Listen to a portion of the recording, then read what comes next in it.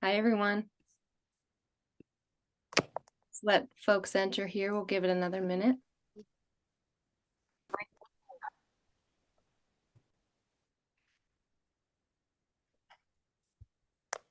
Hi, everyone. If you could please mute, that'd be great.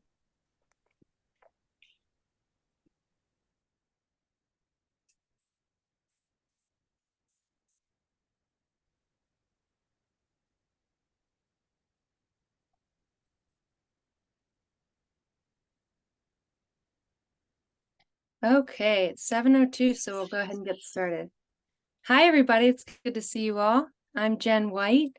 I know almost all of you, and I'm the founder and executive director of Arise Immigration Services. And I'm very enthused that we're doing this tonight. So this is the first of what will be an annual mental health series. Obviously, a super important topic for all of us as human beings, and I think particularly in this line of work. So tonight is the first of three Thursday night sessions for this year. So tonight is kind of like trauma basics. So it's like the science, how your brain reacts to trauma, that sort of thing. Next Thursday is very practical. We want to give you tools like how you can work effectively with clients as they have to recall traumatic events. And then 2 Thursdays from now, we'll have kind of a debriefing session where we talk about the content we've covered, and some of us will share our own experiences navigating different helping professions. So that's kind of an overview of the series. I want to just give a heads up that the content we're going to cover is really tough. It's heavy material. We'll be talking about things like sexual violence and domestic violence and similarly difficult topics. I will stick around after Aimee's done presenting. I'll introduce her in a second so that we can debrief if you want to. I know this will probably provoke some thoughts about casework we've done together, so I'm happy to chat about that after Aimee's presentation. So this is an overview of the topics we'll cover tonight. I won't go through all of them. I'll let you read them if you want to. But in a nutshell, you'll leave tonight with a basic understanding of what trauma is, like how to define it, and how it affects all of us as human beings and our ability to function, to recall traumatic events, that kind of thing. We tailored the agenda to really be specific to the work that we do so that this can be relevant for when you're helping immigrants with their legal cases. So let me introduce our speaker to you. I'm thrilled to have Aimee Miller with us tonight. I'll give you a little bit about her background. She completed 2 undergraduate degrees, one in social work, one in women's studies from Michigan State. She completed a master's in social work at the University of Michigan, and she's currently a licensed clinical social worker. She's worked in inpatient, outpatient, emergency room, and international settings with folks from all kinds of different backgrounds. Notably, she's provided consulting services to human rights advocates and developed and integrated social work services into existing legal practices at Human Rights First, which is a great organization. I worked there as well. She's bilingual in English and Spanish. And this is the reason why I asked her to speak with us tonight and next week. She started her own private practice, which is dedicated to conducting mental health evaluations for immigrants. So it's obviously a super important specialty. Aimee, I really applaud you for specializing in this particular niche because it's hard work and it's needed work, and legal advocates benefit greatly from people who have that kind of focus. So we are eager to learn from you. So thank you for being here, and I'll turn it over to you. Okay. Thank you so much. It is also, thank you for the invitation. It's a pleasure being here. In addition to doing the clinical work, I love training audiences, especially legal audiences, who are really on, you guys are on the front lines, hearing the stories. And a lot of times for you all, it's the first time clients are telling you the things that have happened to them. So I'm going to start off with just what are the benefits of mental health evaluations for immigration cases. And as you all know, at the most bare bones aspect, it provides psychosocial information, so information regarding mental health, and then also kind of social upbringing related to the client's immigration case. So it's a forensic evaluation. It's not a standard mental health evaluation, which is why clients who try to get such services through a general therapist tend to run into problems. And reports are pretty detailed. So they include psychosocial history, baseline functioning, which is considered the functioning prior to the traumatic events that have occurred to them. That can be difficult to ascertain, especially if they were born into a trauma-filled environment. And so, but regarding their legal claim, it's kind of like we focus in on the legal claim and then, okay, how were they doing before? How were they doing when the traumas occurred? How were they doing afterwards? And how are they doing at the time of this evaluation? So really kind of showing their life's path, but also kind of the symptomology and mental health and their functioning throughout all the difficulties that they may have experienced in their life. And then also, what is the likely mental health impact if the client were to be required to return to their home country? And the reason why it's the mental health impact that we can't necessarily talk about, like what would happen to them physically, is because we're mental health professionals. So what does that fear for their lives mean for them and their functioning? So today we'll be, hold on. Let me see. Sorry. So my screens got a little confused. So the benefits of the mental health evaluations, in addition to the basics I just shared, there are some secondary benefits that we frequently see. One is that it provides the client a safe and supportive environment to discuss life events, the impact that it's had on them, and any current difficulties. Like you all, when the client gets to us, sometimes they're opening up even more about the difficulties that they've experienced. And putting words to those difficulties can be really difficult. And the evaluation gives them practice in talking about past traumas in detail. A lot of times we find when they're first begin talking about it, they're talking very generally. Oh, they mistreated me.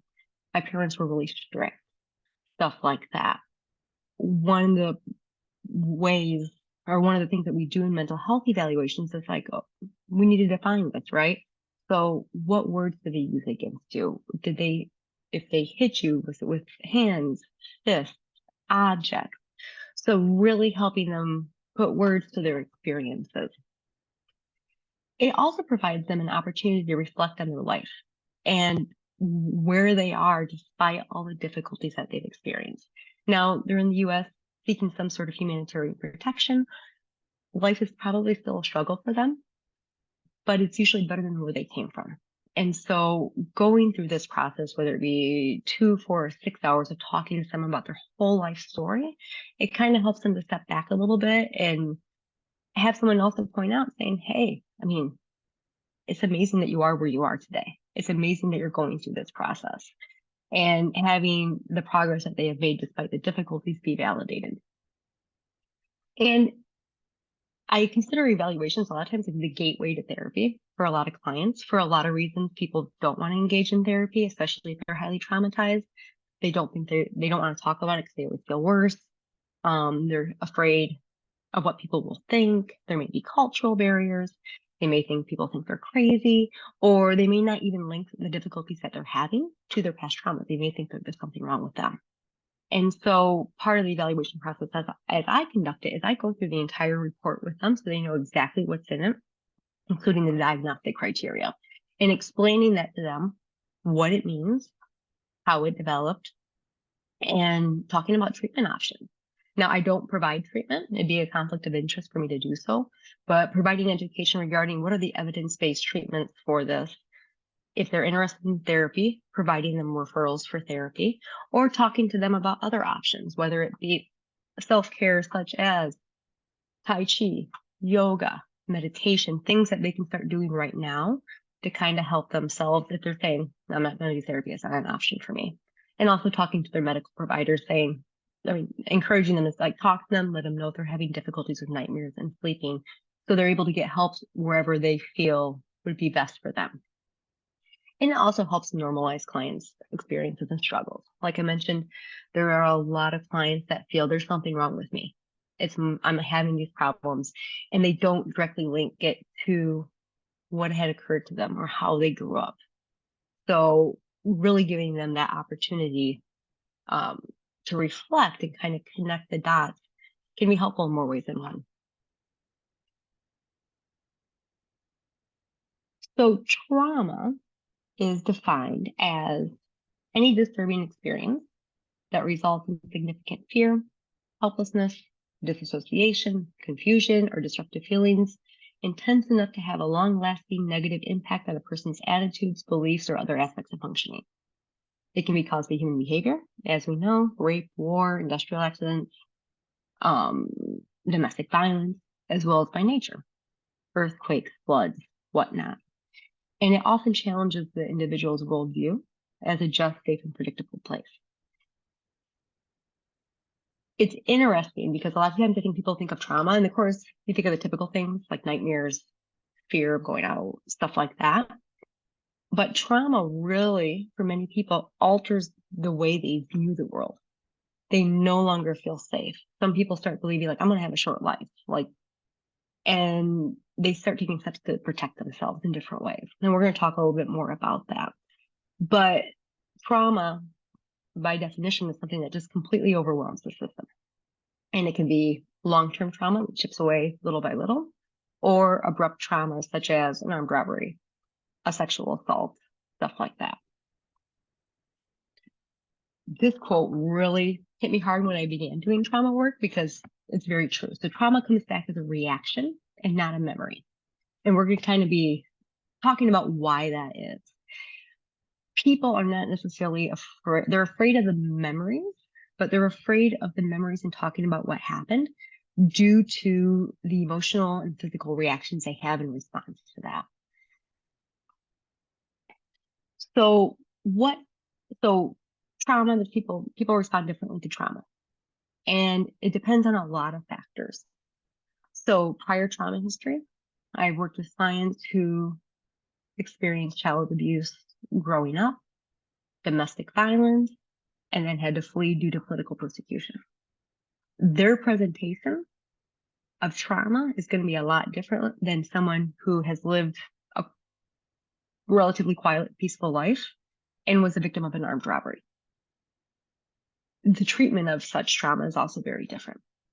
And so in both cases, though, there's a sense of powerlessness and helplessness. And that level of powerlessness and helplessness that they experience is key to that trauma response. Shame can be a huge complicating factor in trauma symptoms. Armed robbery, people don't usually feel a lot of shame about that. They may feel shame about the symptoms, but not necessarily about what happened. Sexual assault, domestic violence, victimization by child abuse can induce a lot of shame and even cultural shame, like you don't talk bad about your family. And so that really complicates it because on top of the trauma, and which usually results in the person blaming themselves, especially if you're not allowed to talk about it, right?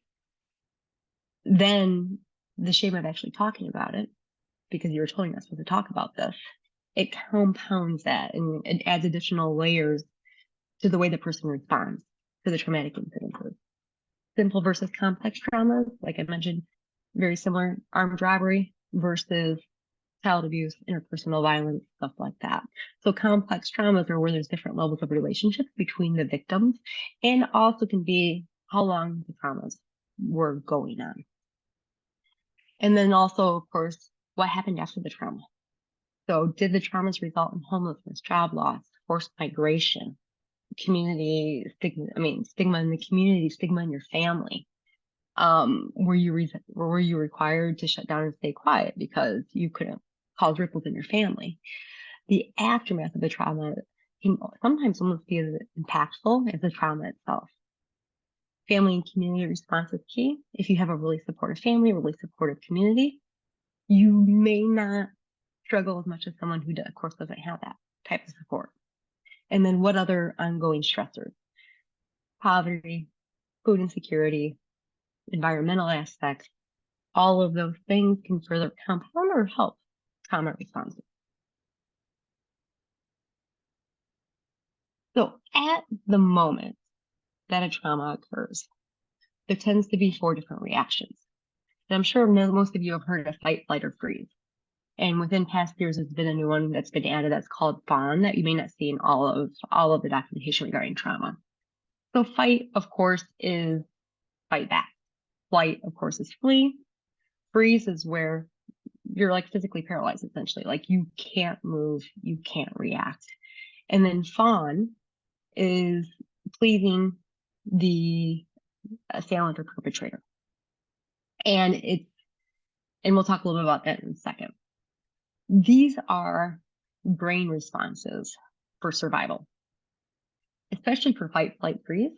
You don't have a choice of how you react. That's just how your brain reacts. Fighting back usually, I mean, we don't see as much of that but the flight, if possible. And I think what we run into a lot of times is the freeze. And the freeze response, I feel like I see most in those who have either witnessed somebody else being abused in a sense, because you feel powerless not to do anything because you yourself are at risk, and those who have histories of sexual violence as children and adults as well. Like your survival mechanism is to freeze so nothing more happens to you than what already is. The fawn response is very intense people pleasing and tends to develop in situations where there is child abuse, abusive parents, as well as domestic violence. And this may carry over into other relationships and other interactions in public. So, and it's really a way to try to maintain a sense of stability and security within an environment in which you have no control. So, the short, medium, and long-term impact of trauma responses can really be divided into 4 different groups. There's the intrusive symptoms, avoidance, negative alterations in cognition and mood, and increased arousal and activity. So even after the trauma has passed with the fight, flight, freeze, or fawn, one's body and brain still believe that the person is at risk. And so this other group of symptoms is a result of that. So physiologically, there's a sustained increase in stress hormones. There's the cortisol, which throws the hippocampus offline, which impacts memory formation and memory retention. And let me move. I gotta move something here so I can see better. And then also, those cortisol levels make it harder to concentrate, may further even activate somebody, causing the sleep difficulties that we tend to see in people with experienced trauma. Due to these things, the intrusive symptoms people usually experience are, of course, those intrusive thoughts and memories that pop up without warning, nightmares, and then psychological or physiological reactions to places, people, sounds, or other activities or items that remind them of a traumatic event. The click of a door when someone enters a room may trigger a stress response because maybe that was the thing that they heard before they were sexually assaulted. A wonderful example of this was in the series Lessons in Chemistry, because she had been sexually assaulted. And just that sound of the click of the door would cause her to panic. I'm not revealing any spoilers here. But a lot of people respond to that by trying to avoid anything that may trigger similar reactions, either emotionally or physiologically. So the avoidance is that people will really limit their lives in order to protect themselves. For those who have experienced an armed robbery, they will stop going out at night. They will avoid activities that they feel may put them at risk. They'll turn down invitations from friends. I have a client right now who makes his wife go put gas in the car if he finds a gas station that he's not comfortable with, because he's so terrified that something more is going to happen to him. And what's interesting is that people will limit their lives in such a way where you may not see or may not notice, or they may not talk about those other symptoms. So people who have experienced traumas 5, 10, 15 years ago may still be highly traumatized, but because they limit their life and maybe they avoid interactions with men and they work alone and they have all these things that they do to help them feel safe, On a screening questionnaire, they're not going to have the nightmares or the intrusive symptoms. They're not going to have a lot of the other symptoms that somebody who is more recently traumatized may have because they're so effective at avoidance. And that's something that a good mental health evaluation will be able to tease out. And I've had clients who may not on paper look like they meet criteria for PTSD, but in talking to them, it's because they have structured their life and limited their lives in such a way that they're not exposed to anything that could possibly trigger them. Also, the negative alterations in cognition and mood. And so we already talked about like how the trauma can change the person's perception about the world. They go through life, for someone who doesn't have a strong trauma history as a child, feeling the world is safe, they're going to go to work, everything's going to be fine, to the world is not safe. And anyone who may have characteristics similar to their assailants is potentially a risk, or anyone could be a threat. Any male might be a threat.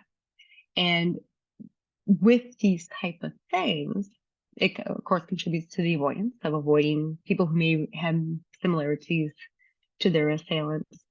But they also stop doing things that they previously enjoyed. So they'll stop exercising. They will withdraw from hobbies, even if the hobbies had nothing to do with the trauma. They'll stop participating in sports or watching movies. And if they do continue doing some activities, maybe because they have to for some reason, it's without the same level of motivation and joy as before. Like they're doing it, maybe they're going to work, which they used to really enjoy driving for Uber, but they're going to work now just because they have to support their family. And I think it's always interesting trying to assess for that with individuals who are coming from places where there's been war or widespread political persecution for any reason, because a lot of times maybe they've had to stop hobbies or stop interests before all that. And so it's evaluating, like, do you have access to these things now? Have you been invited to go play soccer? Have you been invited to do these things? And if they're not going, why? And so trying to see what's available and what are they still withdrawing from because of some of these changes that they're experienced because of the traumas. And then sleep. Sleep is one, I know it, I always screen for it, and it never ceases to surprise me. Sleep is, I don't say almost always, but almost always disrupted.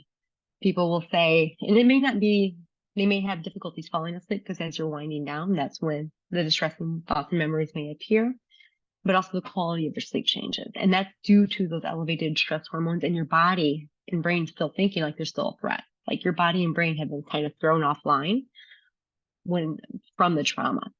And so there's changes in the number of hours of sleep. And when sleep occurs, we'll talk to a lot of people who they can't sleep all night, maybe until 5 a.m. and then they sleep into the day. And then the quality of sleep. The people who tell me I used to sleep like 9 hours and it was really deep and I get a little jealous. And now they're waking up every like hour and they can't get back to sleep. Or it's really restless and sounds that they used to sleep through before now wake them up. And so the quality of it, because it's just a lot lighter and your body's prepared for fight or flight again. Memory and concentration issues, mistakes at home, forgetfulness, frequently losing items. I have clients who will forget appointments with me. And so it's always kind of, is it more the forgetfulness or is it more of like the avoidance? But I mean, sometimes it's just legit forgetfulness. Like they'll tell me like, I can't remember things anymore. And sometimes if they're a little bit older, they'll start getting worried about dementia and whatnot. But a lot of times it's because of the changes in their body due to the trauma. And then of course, increased startle response, like they may get really jumpy, the sounds that they used to not have that reaction with, as well as reckless behavior. So one of the things that you'll see in individuals who are traumatized and may have drank like socially before, sometimes they'll start drinking more. And two reasons. One is that reckless behavior, but also it's a way of them trying to calm their system. And a lot of times they'll use it to sleep and then of course, unfortunately, that will progress. And the same with marijuana use, which is of course a whole additional complication because federally it's not a good idea. Statewide, they can access it. So there's a confusion with that, but also has a calming effect, right? And so they're looking for ways to try to calm their system.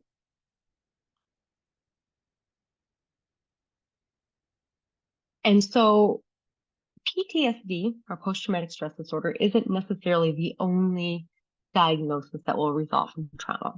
There is a lot of mental health um, disorders that can be influenced or developed as a result of trauma and not necessarily meet full criteria for PTSD. One that I forgot to put on here, and I apologize for that, is attention deficit hyperactivity disorder. There are a lot of kids who get diagnosed with ADHD or sensory processing disorders who are actually highly traumatized.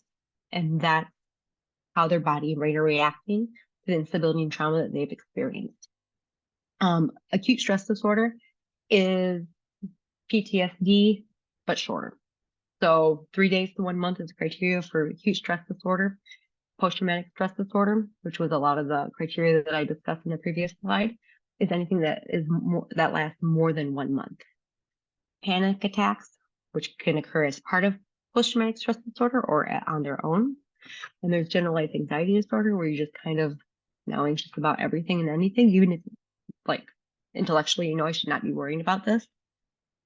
Major depressive disorder, whether or not it has anxiety attached to it, especially if there's a lot of shame regarding what happened. So maybe you're not having the intense flashbacks and stuff like that, but you're becoming really depressed due to the trauma itself or the other impacts the trauma has resulted in your life. Binge eating or other eating disorders is usually a numbing mechanism. So while people who are highly traumatized will start binge eating, because that was the only way that they could feel calm and try to calm themselves, similar to alcohol and drugs, or withholding food. This dissociative identity disorder is a really severe manifestation of PTSD, where the person, many of those who had that freeze response, kind of just essentially separate from themselves. And then, of course, alcohol or other substance use disorder.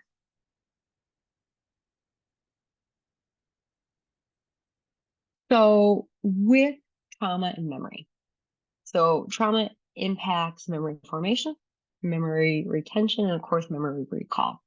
And it's difficult with memory formation because it's not only the formation of the memories regarding the trauma, it can also impact formation of memories of the trauma. So during a traumatic incident, brain science-wise, the brain essentially shuts down the frontal and prefrontal cortex and operates from the more survival-oriented limbic system.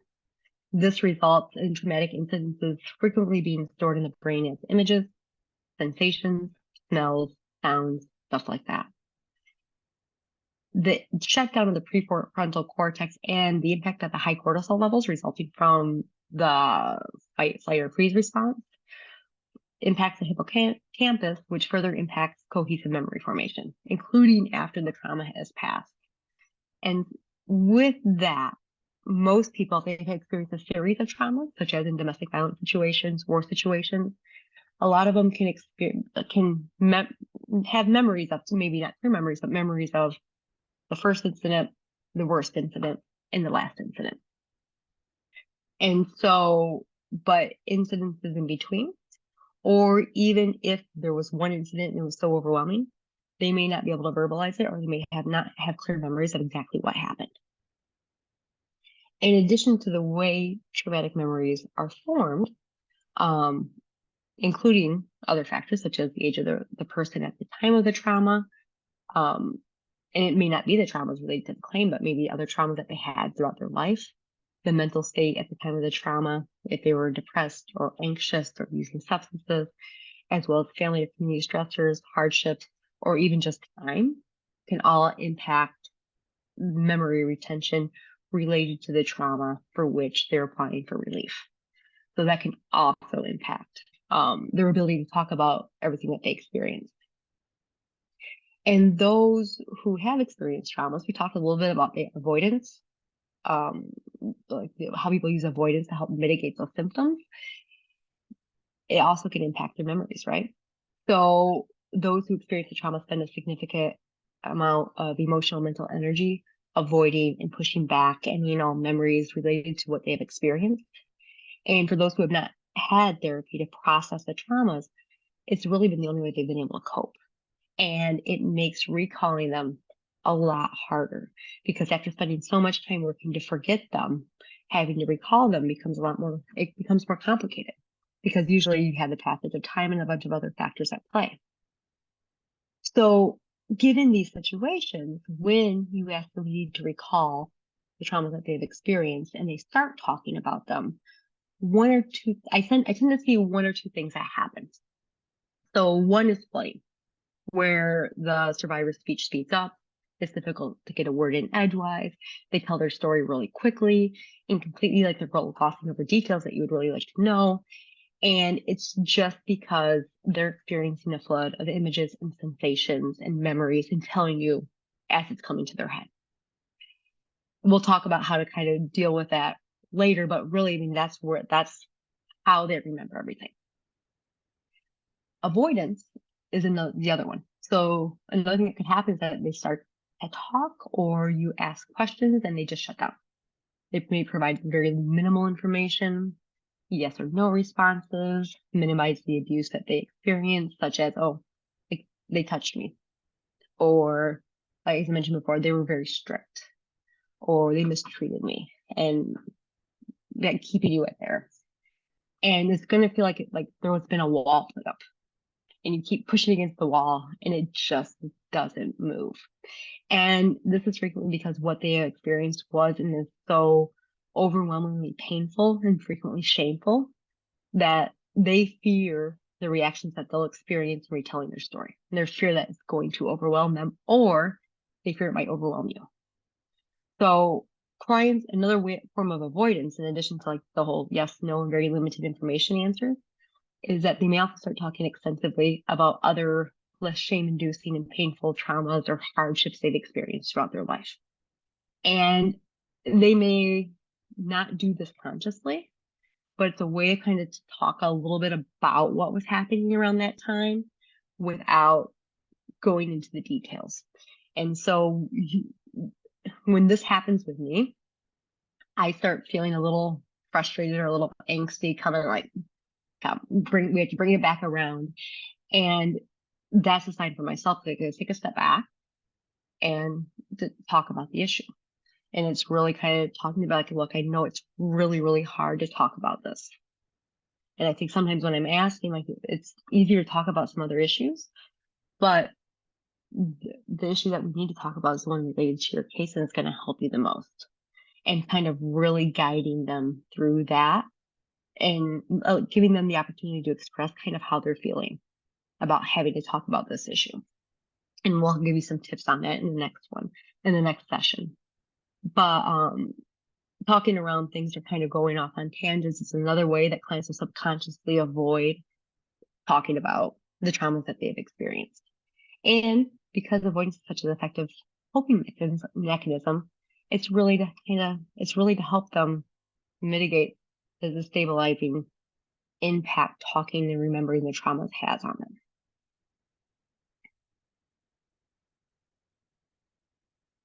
So with trauma, it's not all bad.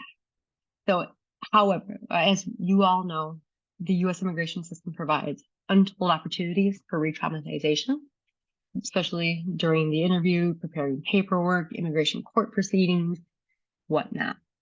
But the prep work that you do with your clients, that they get through the mental health evaluation, can also start the healing process. And this process, them sharing their story with you, sharing their story with other people, is an opportunity for them to take control of their story. So there's not family discounting or minimizing what happened. There's not people putting their own narratives. It's really them telling someone what happened. And I've had clients tell me, look, my attorney, because of changes in my country, doesn't want me to move forward with my case. Asks me to apply for different relief, but I want to go because I want to tell my story. So it can kind of complicate things, I think, legally sometimes as well, but it's their opportunity to tell their story. And it's without people discounting or blaming them for what happened. Clients receive support and validation from their legal advocates, mental health professionals, and a lot of times it's a healing response to have people say, I believe you. That was horrible. I'm so sorry that happened to you, which a lot of them did not have at the time the traumas took place. And they have their experiences heard without the reinforcement of guilt or self-blame that they might feel, while also having people acknowledge, like, yeah, I can understand why you feel a lot of shame. And that's really common, like really normalizing their experiences. It's also an opportunity for them to see their story from different points of view, which helps them process it in different ways. Telling someone your story, if you were your client, having the other person reflect and say, wow, like you really went through a lot when you were young. Or it sounds like the focus of your child was just surviving day to day, or your uncle was the only one you could rely on and you were essentially left alone with no one to trust after he was murdered. Can go a long way because they're a lot of times remembering like the pieces of the story, and having someone kind of summarize their experience, kind of reframe their experience, helps them to kind of integrate it within their story. So it's not this, like, obviously bad things happened to me. It's like, okay, it was more of like a systemic or a familial issue in a lot of cases. It also proves to them that they can talk about what happened and survive. And while it's difficult, they can get through it. Repeated retelling of someone's story in supportive environments, in therapeutic settings. I mean, that's the trauma therapy. The trauma therapy is going over the hardest parts of your story in a lot of modalities until you're not experiencing the same visceral and emotional and physical reactions as before. And there's a belief that like what someone's not able to express verbally or on paper or how get it out of them in whatever way remains trapped inside. And after the evaluations, after clients tell the story, a lot of them report feeling lighter, like they've gotten it out of them physically. And like I mentioned before, it helps clients to see how far they've come despite the hardship they've experienced. One really interesting aspect of this process of having trauma survivors retell their stories, and unfortunately, because of their declaration, preparing the I-589, the evaluation, they're having to retell their stories a lot of times and refine them and go through them, is it's one of the few situations that a very tangible benefit can result from it. And that's one of the reasons why I'm drawn to this work. Like I'm making people go through really difficult things in detail, really difficult parts of their lives, but it could have a huge impact on their life. So there's potential for immigration relief based on that, which is why we're here.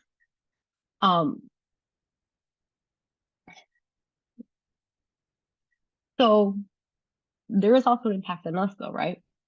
Hearing these stories over and over and over again, especially if you're working, like if you're doing this for volunteer work, if you're doing this as your profession, maybe you work with a lot or are really well connected to immigrant communities. I think the previous presidency was really difficult for a lot of people. You run the risk of vicarious trauma. And vicarious trauma is defined by the APA as the impact on a therapist or any helping professional of repeated emotionally intimate contact with trauma survivors. It's more than counter-transference, where you start having kind of reactions to the client's stories.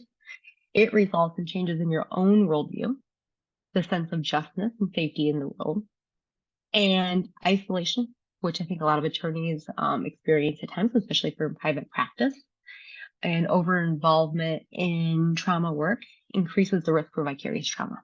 And it's also called secondary trauma. There's a couple of different words for it that people use nowadays. Compassion fatigue is similar, but it's kind of used in the same line. And if you're doing humanitarian-based applications, there's a lot of trauma. And I feel like some of the traumas that I hear in this work way surpass any of the traumas I ever heard in my more like US-based work. And so it gets very intense very quickly.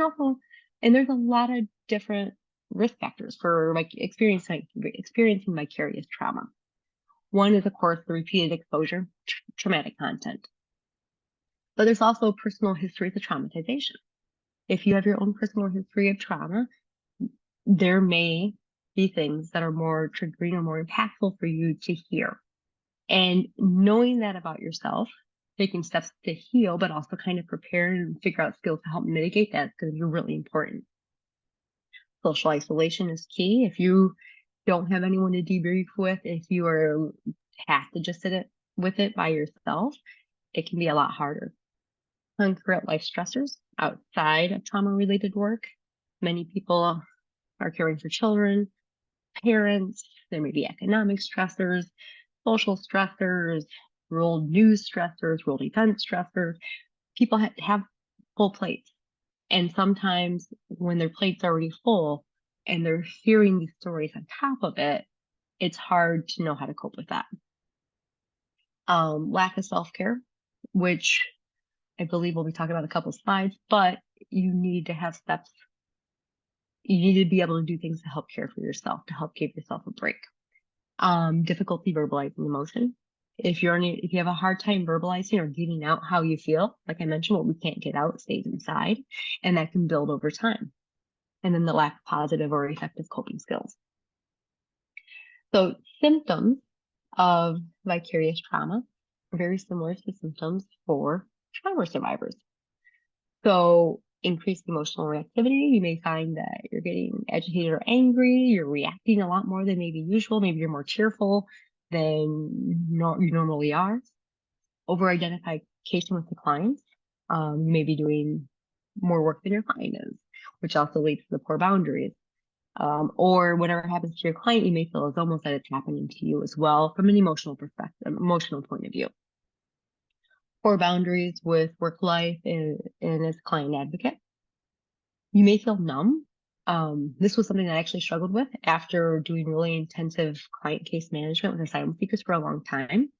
And when I went to a more general therapy practice, people would tell me their problems, and I was just like, I struggled with empathy because I was so used to working with such severe high needs cases that somebody's difficulty that they were having with their mother, I had to really work to connect with that.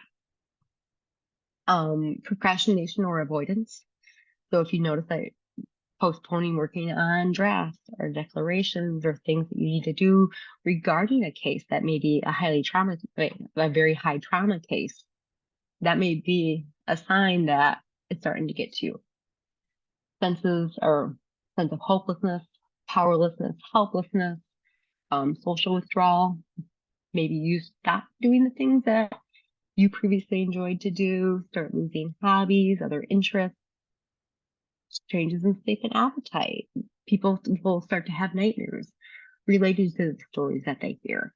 They may have more difficulties concentrating, feel on edge, and experience negative changes in worldview or about the future. And I think to some extent, these trauma cases are going to change how you see the world.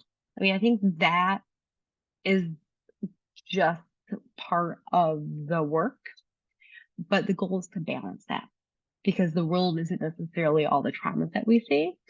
There's other parts of it as well.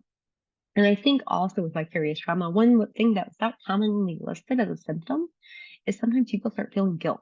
They start feeling guilt that they comparatively may have had a much better life or had a lot more privilege, or things that they don't have any control over. It was just happenstance in the country that they were born in. They may start feeling guilty for that as well.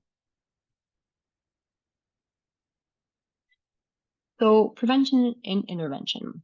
Self-key in preventing or intervening in vicarious trauma is key. Or self-awareness, sorry.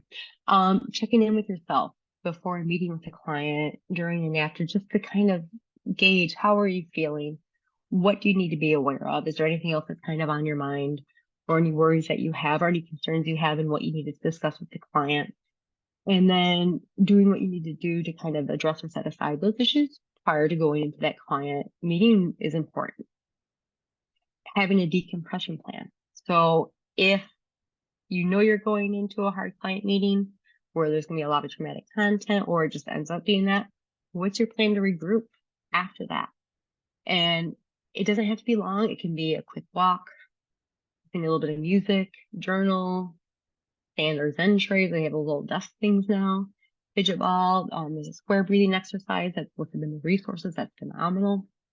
So what are you going to do to kind of decompress and regroup prior to going to your next appointment, meeting, task, etc.? There's been times where I've had an evaluation, and luckily that day I scheduled time between appointments, and I just had to go outside and just walked around, took some pictures of some pretty trees. Like, I had to get physically out of my office, because what I had heard was so overwhelming for me that I was like, I just needed to separate myself physically from that area before I could come back in and continue working. Try not and watch your scheduling. So with the decompression plan, if you're working with highly traumatized clients, try to make sure you're not scheduling other meetings immediately after. Give yourself 5, 10, 15 minutes before to kind of be able to switch direction. If possible, use your colleagues. Working with a partner or having a mentor is really helpful, I think. And then making a practice to check in, to discuss reactions during the meeting, whether you feel fine or hopeful or frustrated or overwhelmed. It's always good to verbalize with your team how they felt something went and any impact it was having on them or anything that they were struggling with, if appropriate. And that can also make us aware of both good reactions, but also enables us to have the confidence to verbalize if we're having a rougher time. For stress, and there's a really good book, and I need to find the name and I'll have it for the next time. Oh no, the burnout, something about burnout. It was a book that was recently written about preventing burnout. And they talked a lot about exercise in the first 2 chapters. And if you don't read anything else in this book, read the first 2 chapters. And it talks about the importance of physically releasing the stress. And they talk about exercise, but there's also breathing exercises, progressive relaxation exercises, stuff like that, that people can do to do that.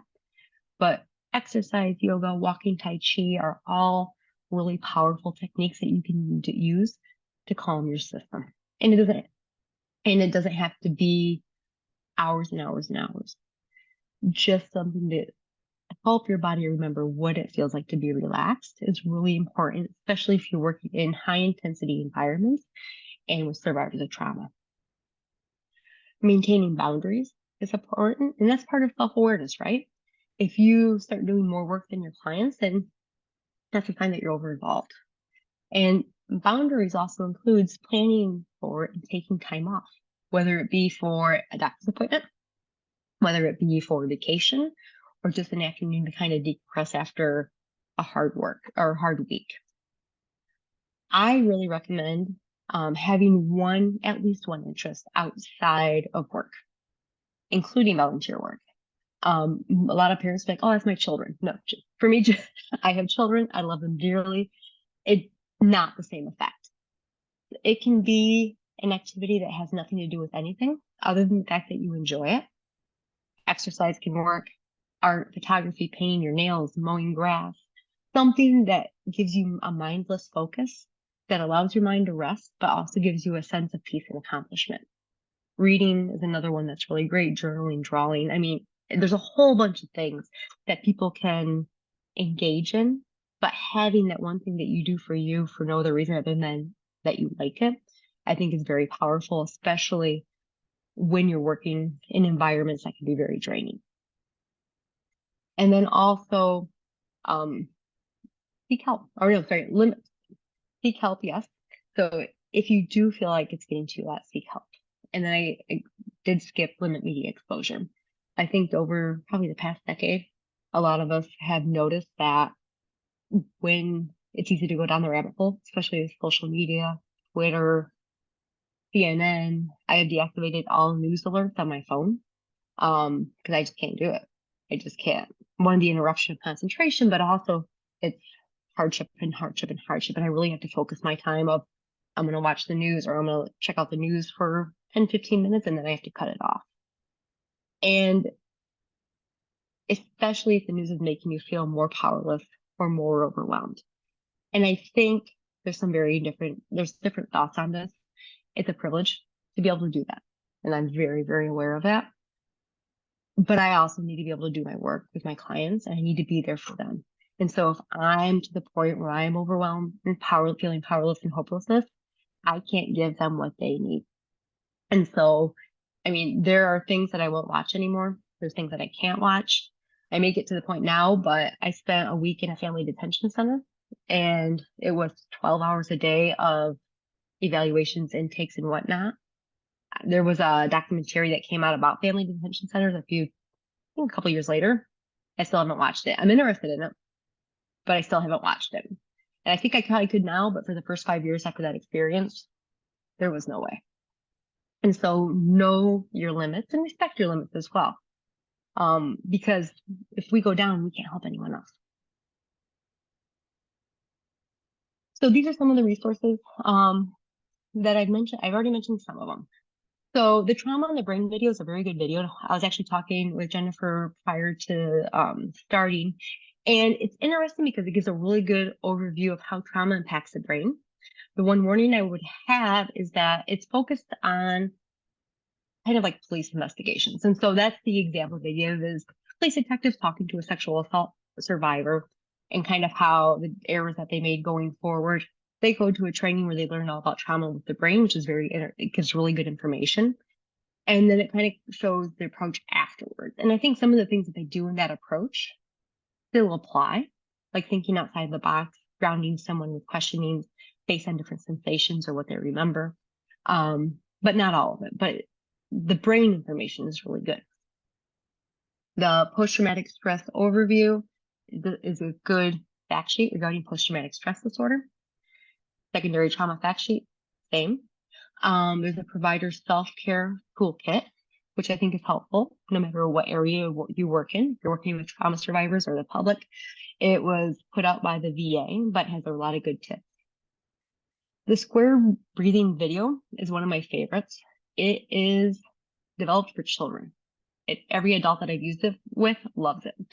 And square breathing is a technique that very efficiently helps regulate your nervous system. And it's a breathing in, holding, exhaling, and holding for an even count of 3 or 4. And the square breathing video actually has a little blowfish that kind of walks you through it. And so if you have kids at home, also good with them. I love it for myself and my adult clients as well. There's also a progressive relaxation video if you're interested in learning that technique, which is a series of tensing muscles and then relaxing. And that kind of also helps if you do have a difficult time relaxing your body, kind of seeing the differences in muscle tension, activation, and then relaxing. And it may take a while to get the hang of that.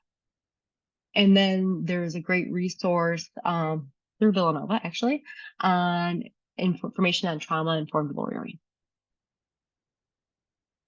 So it's maybe about 6 minutes, a little bit longer if need be, but for questions. That was great, Aimee. Thank you. Super informative. And I have a question. Oh, and I could really relate to what you were saying about becoming numb. Like that has very much been a reaction I've had. And as you were talking, it made me think about how I can minimize other people's sufferings, like in my personal life, which is unhelpful. So Right. I'm glad you talked about that. Got me thinking. So my question is, we work at the intersection of so many barriers and injustices that our clients face. Language barrier, having gone through trauma, all of our clients live in poverty, all those things. So sometimes I have a hard time discerning what it is that's holding my client back, like which thing or multiple things. So for example, something I've encountered a lot is clients will avoid me, not show up, or they'll show up super late, or they won't answer the question that I'm asking. And so I suspect that it's a result of an educational barrier. Most of our clients have never been to school or trauma. And it would help me if I had some clarity about which one it is, because I'll change my response. So do you have any insight there and like how I can discover what the root issue is? Yeah. So if I think it's an education thing, like and I'm sure you already do this, like make my question as basic as possible.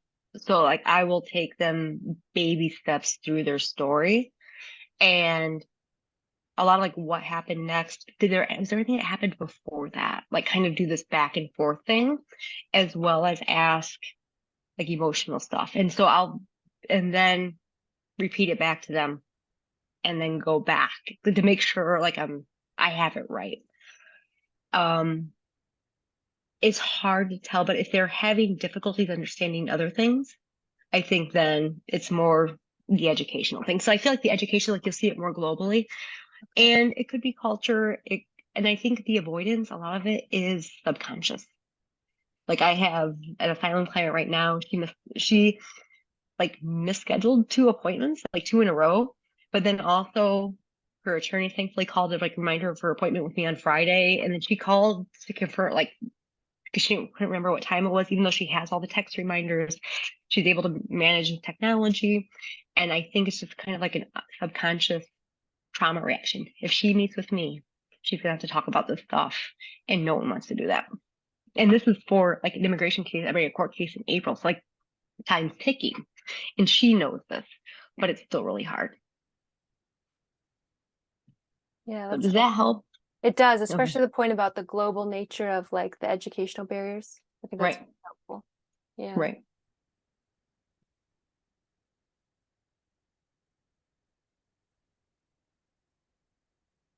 Any other questions? I'm sort of curious, like when there are those either avoidance or Mhm. something like that, and it is, as you said, the clock is ticking. Right. How do you ascertain whether or not to sort of push or to hold back? How Mhm. manage that in terms of how Yeah. you work with your clients? So with me, I mean, they have 2 appointments. And so, I mean, I mean, 3 if needed. But what I tend to do is I take a step back and just talk about it.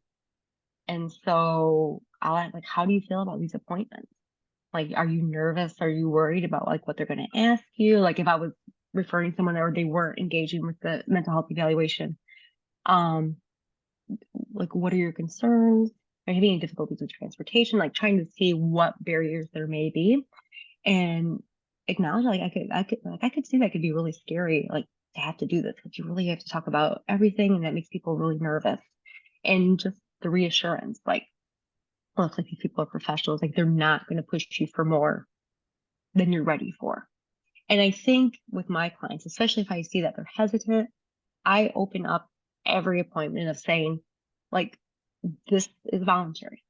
You get to a point in the evaluation where you can't do it anymore, we stop. We get to a topic that you're not ready to talk about with me, we table it to the next session. Like if you need a break at any time, let me know. We'll take a break. I have no problem. Like, this is your evaluation. We're going to go at your pace.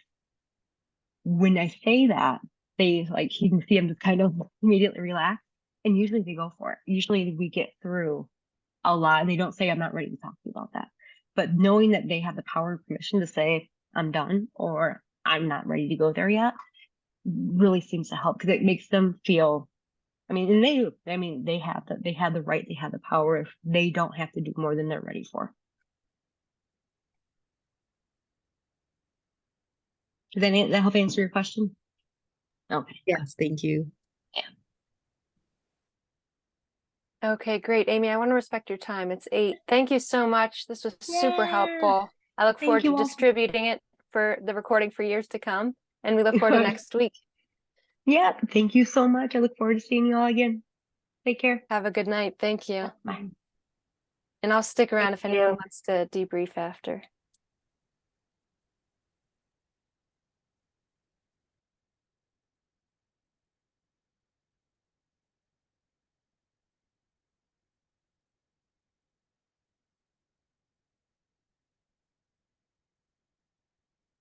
Any thoughts?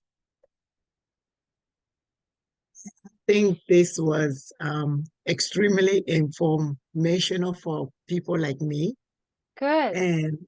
And I felt like the part that I like a lot was how we get associated with the client's story. Like their stories sometimes like how we need to kind of differentiate and take, like not be one within their story. Because sometimes you go home and you just keep thinking about what you heard or what you talked about. It bothers you more and things like that. So it's good for us to be able to have avenues where we can kind of debrief our own selves. So for me, that was extremely, informational. So it was a great learning for me. Yeah, she talked a little bit about plasticity, like the brain's ability to adapt in positive ways, even though it's been through traumatic things. And I know I've experienced that a lot with secondary trauma. Like I used to be much more obsessive after I heard horrible accounts. Like I couldn't shut it off. I had a hard time going to sleep, all of those things. And now it's like it's actually quite easy for me most of the time because I've built up some mostly healthy coping mechanisms, some unhealthy, mostly are decent. And so that plasticity, like I've experienced that in the last 15 years myself, which is amazing. I didn't know that getting into this. Yeah. I thought she was really good though. I was very impressed. I appreciated the explanations. What'd you think, Ed? I thought it was very interesting, brought back memories. I think I saw some of those points and presentations that we did about a year ago. In So Vista? that brings me to my question. Did you record tonight's? I did. Good. And how do we access the recording just like we did before? I will send it to you. I've actually, people need to request it from me so I can email it to you. I'll add you to the list. Okay. Yeah. Because Yes, can you add all of us to the list, I guess, or at least me to the list? Sure. Please. Can I you thought it was put good. your personal email? I think I only have your Villanova email Okay, I'll send it. in the chat. Yeah. Thank you. Turnout tonight. Yeah, it was got to be between 10 and 20, and I think it was like 6:15 or 16. Yeah, I thought it was good. Great. Same time next week, right? Yes, 7 p.m. And so next week's more like practical, like tools you can use to be effective despite What is my traumatized other clients. phone You number? can shoot it to me via email too, Sona, if Okay. you can't find it. Anything else? No, not tonight. I just got done a deposition 5 minutes before. Oh my gosh. Yeah, all day listening to that. Wow. Well, go decompress That's what I'm gonna do. in a healthy way. That's why it didn't have my screen on in the beginning, because I didn't want to fall asleep in the beginning. Sure. All right. Yeah, I'll send you the recording, Ed. Thank you. Of course. See Well, you have a good night, guys. everyone. Thanks for coming out. Thanks for the recording. Good That'll night. help Thanks, 'cause Vern. I'll be late next week probably. Cindy, I'll get it to you. Yeah, because I have a meeting at 6:30. Yeah, sure. I'll get it to you. All right. Have a good night. Thanks. Bye.